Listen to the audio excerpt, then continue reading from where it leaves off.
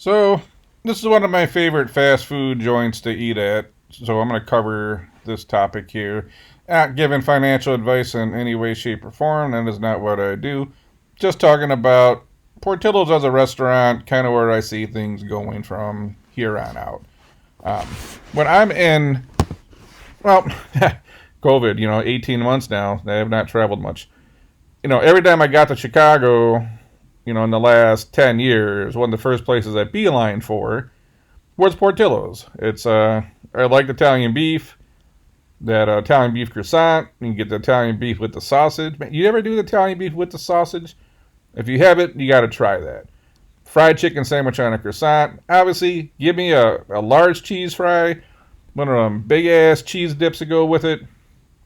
Man, I just been on the road for 5 hours. You hit Portillo's, that's a joint. Hot dogs good, hamburgers good, just great food. You never seen so many people at noon on a Tuesday just move and pump out orders like crazy. Cool place, good food. Then when I found out they were going to start expanding, I'm like, oh my god, bring one to Michigan. And this is I had an apartment in the city I kept, and I split my time between Detroit and Chicago before COVID here. And so I got Portillo's often to the point where I didn't, when I was home, I didn't miss it. And if I did miss it, you could order like a 20 Italian beef pack from online. And then you could just build them in your house. And then if you do that and you get some really good like mozzarella or smoked mozzarella to add to the sandwiches, very hard to beat that, For something that if you want roast beef in Michigan, you go to Arby's. And that's about it. So we finally got one in Michigan. And then it's off to a good start, I believe. But then it slowed down, and that concerned me a little bit. I don't know how they've been going in other parts of the country. The one in Michigan on M59 and like the Utica area, Sterling Heights, very busy, probably the second busiest area, maybe in the busiest area in all the state of Michigan. There's so many restaurants on that strip that I can see where there's high competition. Now, granted, across the street, that Chick-fil-A lying around the building all the time. Nothing's new over there. So there's definitely people who are eating. So where are they spending their money? So I would say the Portillo's, it was a little bit slower up here. So I'm curious to see where it goes. Do people get hooked on it like I did? That many people do. Does it not fare as well in Michigan? We got a lot of Coney joints. There's Coney Islands everywhere. We got a lot of hot dogs. I'm just curious to see what happens. I've probably eaten at Portillo's in Michigan a good 20 times. It's actually on the way to the marina I go to, and you grab food on the way out to the boat, and off you go. Big store. I don't know if you've seen what they're building out. This was a massive build out they did, and I would say probably bigger, equivalent to or bigger than like an Applebee's or a Chili's. I would say bigger. So you got a huge indoor restaurant. You got I'm guessing like the beer pub stuff kind of going on. You got a double lane drive through. Every once in a while it's busy, but not as busy as I thought it would be. So, looking at the stock, IPO seems to be off to a nice little start. They're talking about adding, don't quote me on this, 400 to 500 more units. Is this the new Chipotle grill? I don't know about that. Could this be this is an all-out assault on fast food, in my opinion, because it tastes a little better than fast food. It's still fast food. You can call it QSR, but it's still fast food. But I feel like the burger I get from Portillo's is still probably better than any burger that I'm going to get fast food-wise. The fries are better.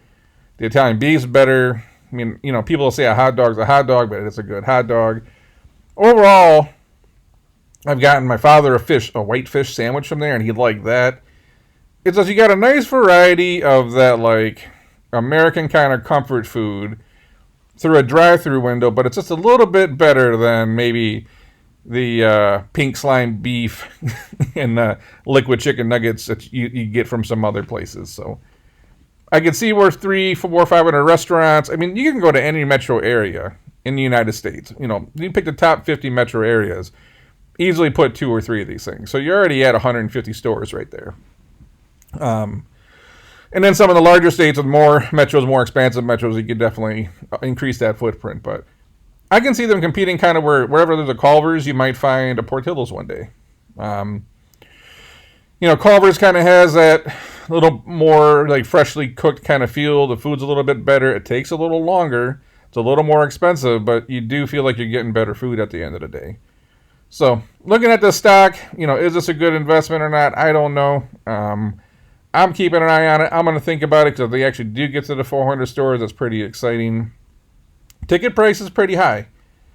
I can't, I get out of, by the time I go to Portillo's and I get let's just say I get a bacon cheeseburger, a cheese fry, and a Coke, you're north of $10 for one person.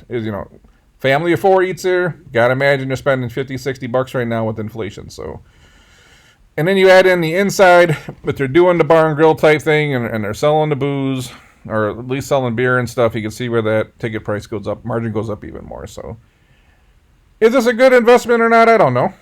It's something I'm going to keep an eye on personally, mostly because I'm a fan. I like to invest in things that I'm a fan of.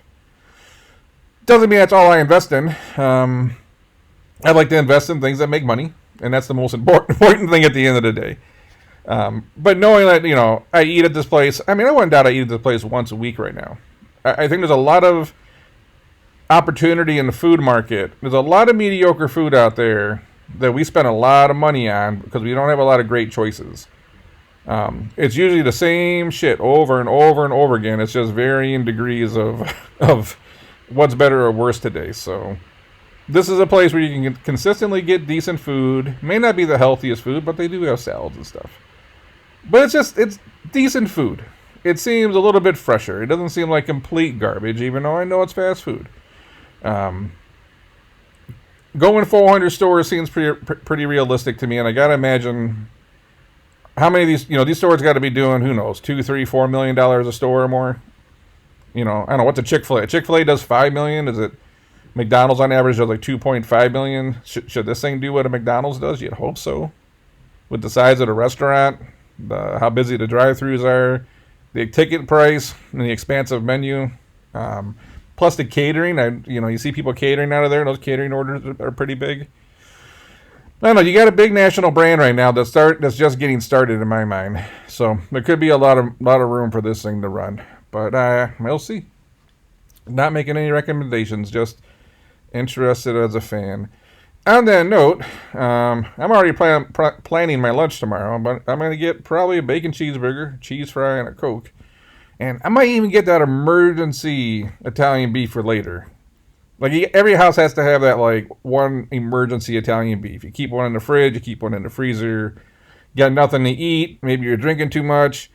It's 11 o'clock at night. You don't want to order a pizza. Oh, I got that emergency Italian beef in the freezer.